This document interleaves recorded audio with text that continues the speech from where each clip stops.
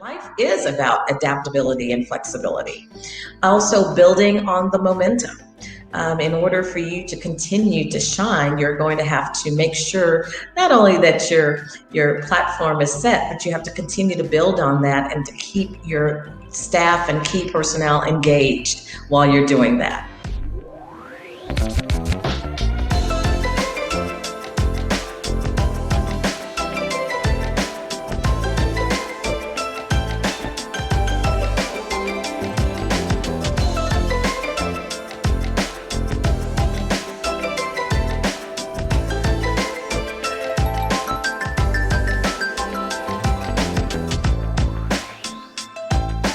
You're listening to Legal Skinny Podcast with Trisha Barita.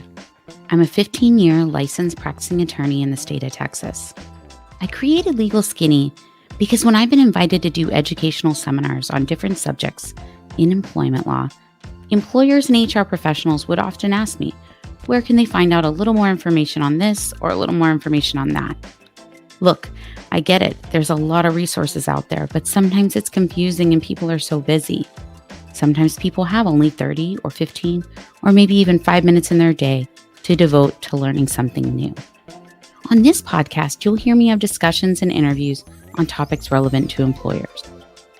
Disclaimer though, Legal Skinny is for entertainment and informational purposes only, not meant to provide legal advice and doesn't create an attorney-client relationship. Also remember, laws change or they differ by jurisdiction.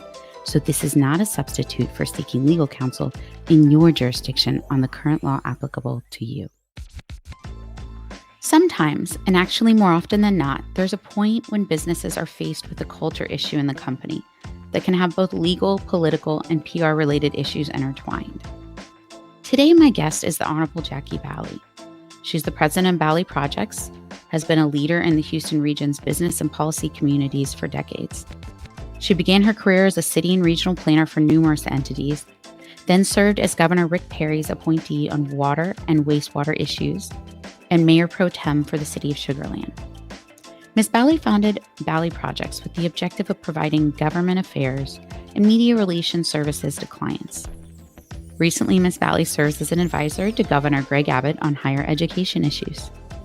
She's also a policy analyst for several radio and television stations, including Fox 26 KRIV, KSEV AM 700, and News Radio 740 AM KTRH. Jacquie has won numerous awards, including the Greater Houston Women's Chamber of Commerce Role Model Honoree, St. Jude's Children's Hospital Philanthropist of the Year, KTRK Channel 13 Woman of Distinction, and National Association of Women Business Owners Woman of Excellence, just to name a few. Now, she's a native of St. Croix, the U.S. Virgin Islands, and holds a bachelor's degree in political science and a master's degree in city planning. She's taught public policy at the University of Houston for over a decade and served as a faculty in residence at the University of Texas in Austin. She's also served on several boards and involved with many, many organizations. She's the proud mother of Raphael, a senior at Trinity University, who's a business major and MLB prospect, and her youngest son, Alex, is a junior at Harvard University with a neuroscience major and plans to pursue a career in medicine and global health. Since my topic is Narrate Your Culture, I really wanted to call Jacquie to discuss these tricky topics surrounding culture and messaging for businesses. We actually touched on quite a few hot topics, so I hope you enjoy the Legal Skinny episode, Narrate Your Culture.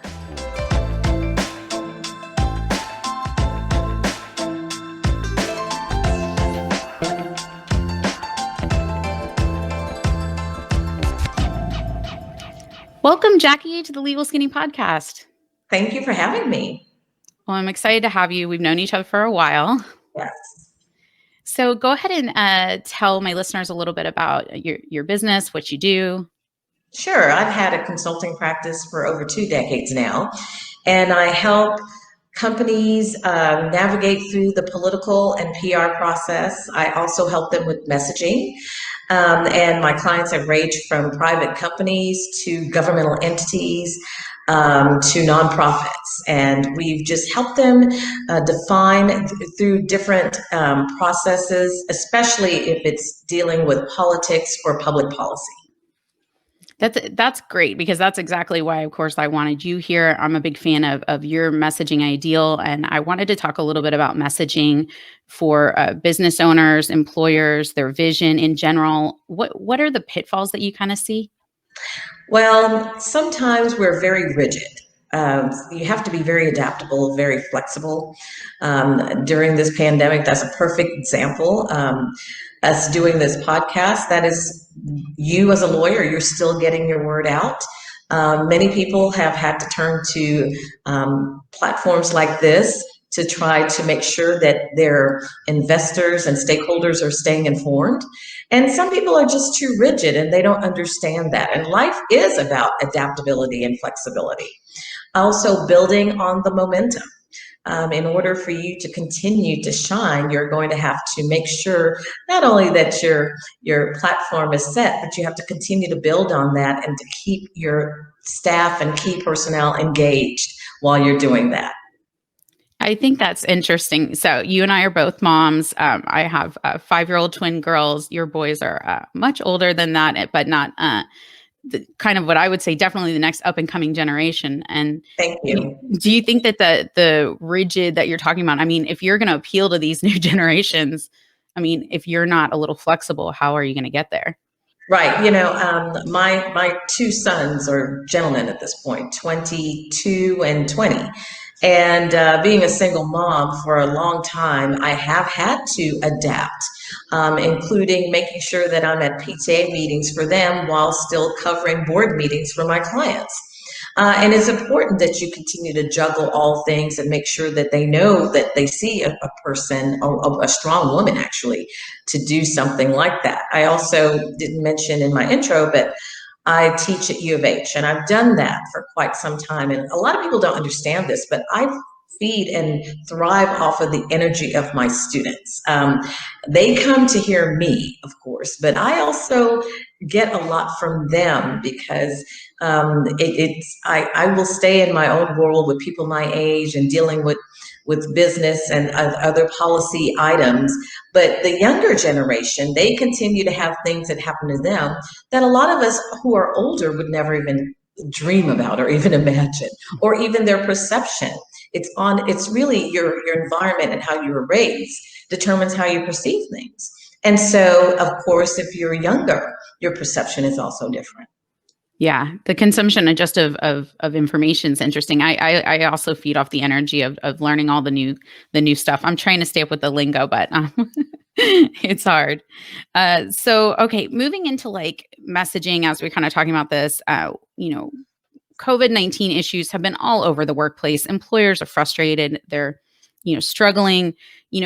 They've had outbreaks here, of course, in Houston, across Texas, across the United States. But in particular, I talk a lot to Texas employers and business owners like you do. And so say there's an outbreak among employees or guests, obviously the employers are limited to explaining, okay, Johnny got COVID-19 and now, we just want to let everyone know that. They're limited to the confidentiality, the EEOC limits their ability to disclose the names of those individuals. So how does an employer or business handle messaging, especially if the exposure was to the public potentially? Sure. One of the things that we do as business owners, we look at what the CDC and other medical professions are suggesting. So even if your company has not had a major exposure, adhering to social distancing, wearing a mask, all of the things that our governmental leaders and CDC and medical leaders have encouraged is something that a lot of businesses are encouraging.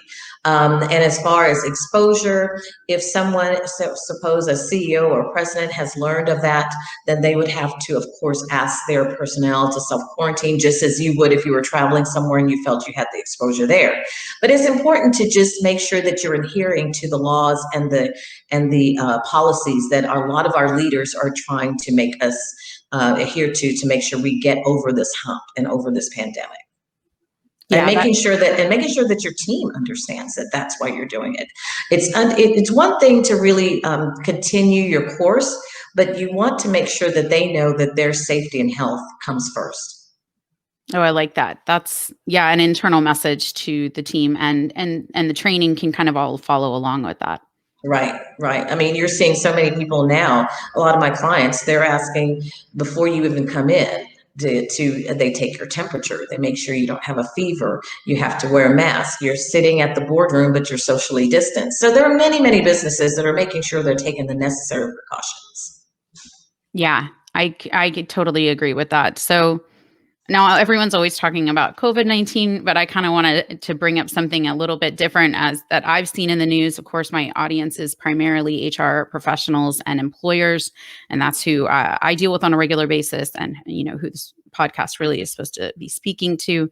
And one of the things that's been in the news that over the last couple of weeks was McDonald's acknowledging that their former CEO had more relationships with at work employees than they had previously thought. So they had let him go. And I know, Jackie, you've heard about this, but they had let him go because he had one relationship, and that violated company policy for him to be having a relationship with someone that he, of course, as the CEO, that he would be supervising in some sort of manner and be higher up than him.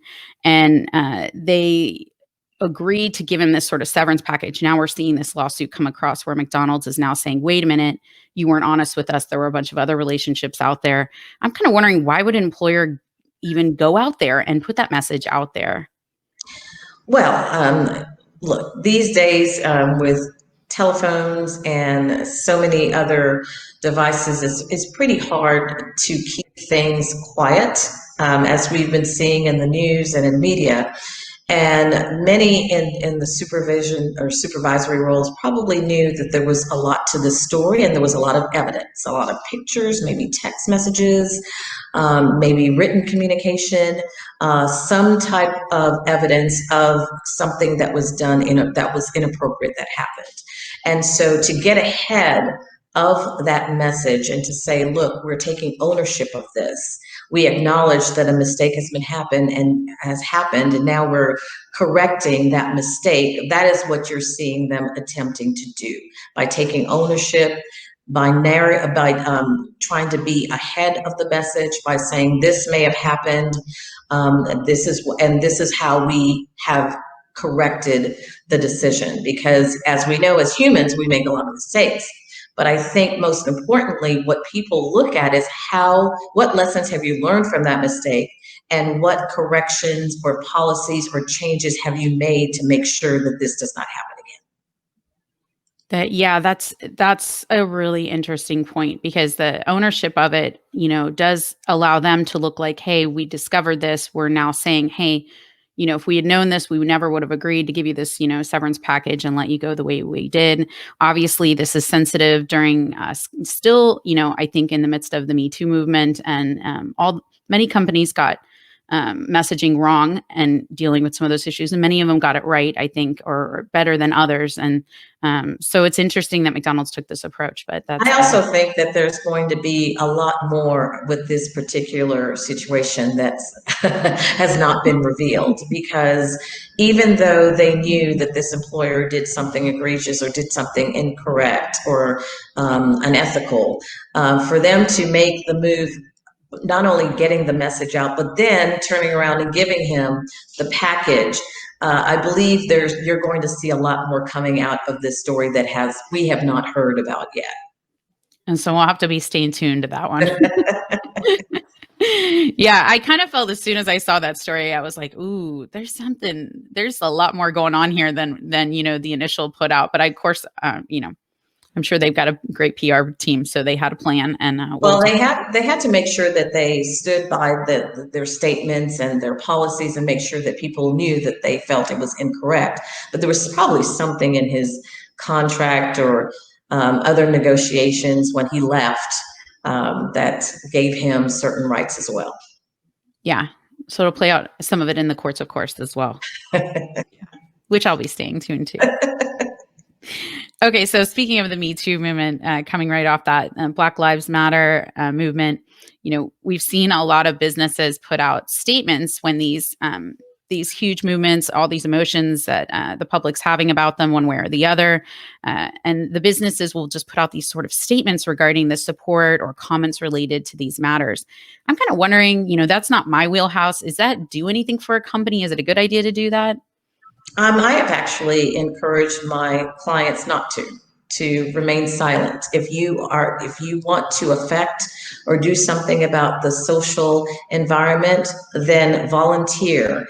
Donate to a lot of the nonprofits that are out there doing a lot of good work. But making blanket statements, often the audience you're trying to attract, sometimes they will say, well, why were you quiet before, and why are you making a statement now, and what are you going to do after you make the statement? And then you have others who are looking at you like, well, I don't believe in that. Black Lives Matter. I believe in all lives matter. Are you saying that you don't support all lives matter? Because it's really become a conversation of Black Lives Matter versus all lives matter. So I've encouraged clients to just remain silent. If you want to actually impact our society, heaven's sakes, go out there, do some good, volunteer like I do, like you do. But to actually make statements on a lot of the movements, the current movements that are going through, especially it's going through a very finite segment.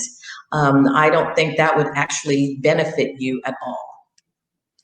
Yeah, I kind of can agree with you on that because from my personal and business perspective, I'm hearing, employers go through these issues. I'm concerned that these maybe aren't matching, exactly what's going on internally, that they're not as open internally and making statements like this without really making any internal changes or at least, figuring out a way to have the conversation with the employees. It may look insincere somehow. Is that kind of where you were thinking? Well, not only that, look, I mean, I don't think anyone is denying that there are some issues with law enforcement and some of the Black youth in our urban cities. However, you have a lot of people who look at the overall theme of Black Lives Matter and they see it as an extremist organization. And then you have a lot of the rioting and a lot of the other things that we're seeing in media on other news outlets that are affiliated at times with the movement. And some people don't agree with that either. So instead of getting involved on what portion of Black Lives Matter or what portion of the Me Too movement or what portion of whatever the movement of the day is, instead of putting your company and your face behind something that could alienate half of your business, just do what you personally believe in. Support the homeless, support the inner urban youth. I mean, I personally have joined a lot of nonprofits that are trying to do good and trying to make the lives of our urban youth much better. And that is Jacquie Bally as an individual. But that is not something that I'm asking everyone affiliated with Bally projects to do. And if you do put out a statement now, and that's all you do, I've heard from many African Americans, they've said, well, what are you going to do after that? And why have you been silent before? And so it does seem insincere, even though a lot of people, they really mean it in a very sincere and they have very good intentions. But it's such a heated topic and people are so passionate about it right now. Instead of jumping on the bandwagon and saying, me too, I'm behind, the movement, why don't you just personally do what you can to improve our society? I think that's a really good point. I think that the people, in my opinion, even in if we go before Black Lives Matter and the Me Too movement and the huge explosive with Hollywood and people coming out and saying how their salaries were different. I mean, you want to make a change there. Maybe you actually look and see, are people being paid the same? You know what I mean? Can you make a change there rather than the blanket statement? Exactly. One of my biggest beefs has been like a lot of these athletes are now, wearing Black Lives Matter t-shirts and they have Black Lives Matters on their courts. And I'm like, okay, I get it. But what do you do when you're to actually improve the lives of Black people? So wearing a shirt or painting it on your stadium or where you're playing your sport, yeah, that's symbolic, and you're trying to say you're behind the movement, but are you really? And in the interim, you're actually half of the people that are watching you play your sport, because that's really all they want to see, are not interested in what you feel about Black Lives Matter. So it's like, I don't understand why all of a sudden they're jumping on this bandwagon, because a lot of them, that's all they're doing is wearing a t-shirt. Yeah. And some of the greatest people that have influenced, throughout, U.S. history have done it more silently, actually, behind the scenes. That MLK, Martin Luther King, one of my heroes, he's never burned anything. He's never acted violently towards anyone. He's never committed anything that was egregious. He spoke with love. He spoke about unity. And that's not what you're seeing with this movement, which is really very troubling to me. Yeah. All good points. All good points. So let's just jump from one hot topic to another, the cancel culture. So when I first heard about this, I got to tell you, I was like, what is this? Yeah, me too. And I'm embarrassed to say my husband had to explain to me. I feel like I'm more pop culture than he is, but he's explaining to me, oh, these people, they get canceled. And he's explaining. I was like shocked. Like, this seems so mean and bullying. I mean, yes. For the people that are listening and don't know what it is, Jacquie, can you kind of sum it up here? Well, I had to go, ever since my sons left, every time I hear of something like this, I have to go to Urban Dictionary to look it up. So I looked it up, and apparently if you say something that's offensive, or you say something that you don't like, that you as in the audience, the general audience, you're canceled. So you are disregarded. If you're a figure, a prominent figure on television, they'll stop watching your shows. If you're a company, for instance, like Starbucks, they'll boycott your products and stop going to Starbucks. So if you represent anything that they feel offensive or they disagree with, they is in the general universe, then you're canceled. That's my understanding of cancel culture. And of course, I have a problem with it because we all are different people. We're living in America. I'm an immigrant, right? And my parents sacrificed a lot to come to America. And one of the beauties of our country is having differences and different points of view. That includes different points of view. And now we're getting into, with a lot of people, if you disagree with them, they're saying either you're being canceled, or you're insensitive, or you're not, whatever new name that they're coming up with. And so you're really trying to encourage everyone to think alike, to speak alike, even in some instances to vote alike. And that to me is the most troubling. Even though I am a conservative, I encourage my students, if you're a Democrat, please vote. I just encourage them to get involved. But now we're getting into a culture where if you look differently than me, or if you speak differently than me, then I'm going to cancel you. And so if you only hang around people who look like you and speak like you and think like you, you're really going to end up in bigger problems than we have now. Yeah. I'm a big proponent of voting too.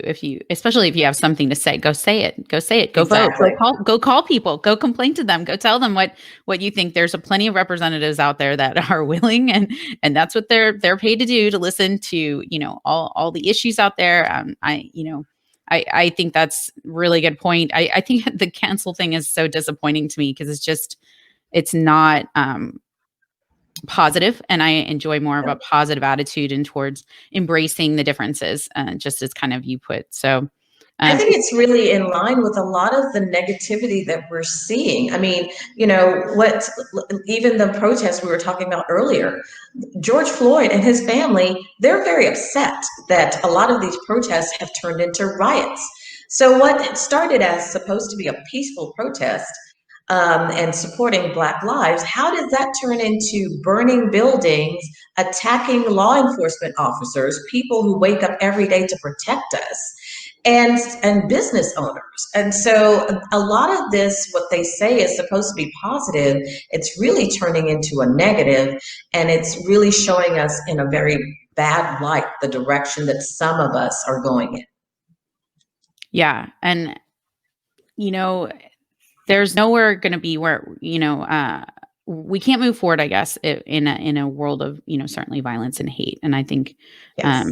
if we could try to find our way through what I would agree is pretty much the most complicated time I've certainly ever been practicing as an attorney and practically been alive. It's, this COVID-19 pandemic. I've watched, great businesses fail or suffering greatly, things you just couldn't even predict. And, to certainly, watch things happen to and actual damage to businesses has been concerning for me because I know some of them are just trying to survive, Exactly. Yes. So if say a business is kind of presented with, they accidentally say they're like you and me, they aren't familiar with this cancel culture, they fall into it and they start to get this sort of negative energy focused at their business. Is there anything they can do or anything you can think of they could do?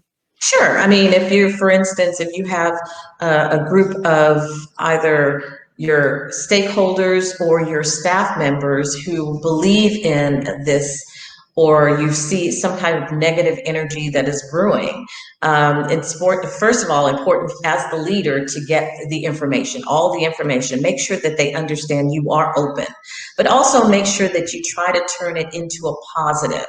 Again, the examples that I was using of the athletes, you can even take your team of coworkers, especially during times of COVID. An example that I saw was all these restaurants that were forced to close their doors. And what did some of them do? They decided to open their doors for law enforcement officers, nurses, those on the front line who were working, and to make sure that they still were fed and taken care of. And so you can turn a lot of these negatives into positives by going out into your community and being better. But you have to make sure that you have a full grasp of all of the information. And I like to tell my people, get the full scoop, all of the intel, not bits and pieces, not the sound bites that you hear on television, but make sure you get a full scope, full range of exactly what's going on. Yeah, I get what you're saying, especially if it's something they don't have. They have partial information. They're acting on that. They're trying to make things better. I do know some of the restaurants, certainly in the Houston area, that have opened their doors, trying to feed the first responders, the law enforcement out there, and that's been such a great thing to watch. I've seen I've seen a videographer who owned a videographer business that is now donating time to put restaurants out there because he knows they're suffering greatly and here. To me, those are great examples of a negative situation, this pandemic. A lot of businesses having to close their doors, not knowing that, and at the last minute we were told those were the orders we were given in certain counties, and turning a negative situation into a positive by still giving back to your community and making your community even stronger. Yeah, this was great, Jacquie. I really appreciate you coming onto the Legal Skinny podcast.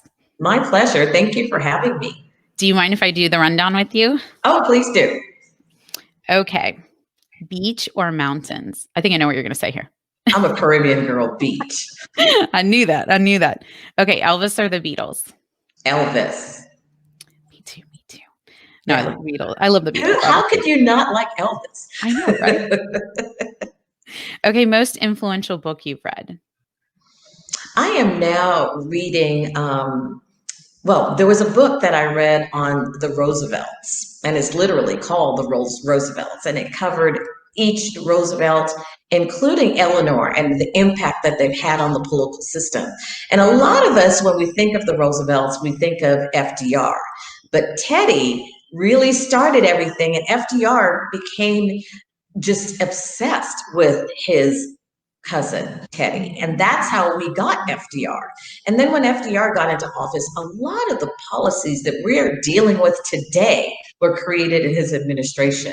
That book is pretty phenomenal for anyone who is a political science or policy wonk. That's That sounds great. And Eleanor's always so interesting at read as well. Yes, definitely. And their interaction with each other was pretty interesting. Yeah. I've seen quite a few documentaries on that as well. It's very interesting. She was a very interesting person for sure. All right. Dead or alive, what famous person would you invite to dinner? Condoleezza Rice. She is just my shero from a policy. She is just top notch, maneuvering through very tough political environments. She did it with class and grace. Her intelligence on key policy areas is second to none. Yes, definitely Condoleezza Rice. And then finally, in 1 minute or less, what's the skinny on messaging and vision for the business owner? Make sure that you understand your environment, not only the environment that you're managing, but the environment that you're messaging to your clients and your stakeholders. Have a true grasp of who they are. Also, be adaptable and flexible, especially during precarious times and atmosphere and things that are changing constantly. You have to be able to adapt and change constantly as well. And finally, make sure you have all of the intel, all of the information, so you can get a very thorough analysis as you continue to go down the road. Thanks, Jacquie. Oh, thank you for having me. I know we don't know where this road is going, but we're on it one way or another, right? That's right. That's right. Okay. And that's the Legal Skinny on Narrate Your Culture.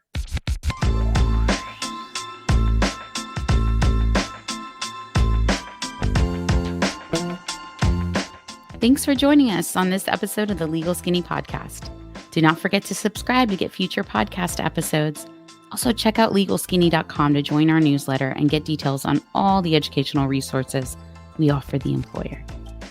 Also, disclaimer, remember Legal Skinny is for entertainment and informational purposes only, not meant to provide legal advice, and does not create an attorney-client relationship. Laws change or they differ by jurisdiction. So also remember, this is not a substitute for seeking legal counsel in your jurisdiction on the current law applicable to you.